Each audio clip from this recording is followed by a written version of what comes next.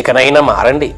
ప్రేమించిన వారిని ప్రేమించటం, గౌరవించే వారిని గౌరవించటం, ప్రేమించిన వారిని తృణీకరించటం, ఆతిథ్యం ఇచ్చేవారికి ఆతిథ్యం ఇవ్వటం, వందనాలు చెప్పేవారికే వందనాలు చెప్పటం, ఇది శాస్త్రాల పరిచయాల నీతి కదండి.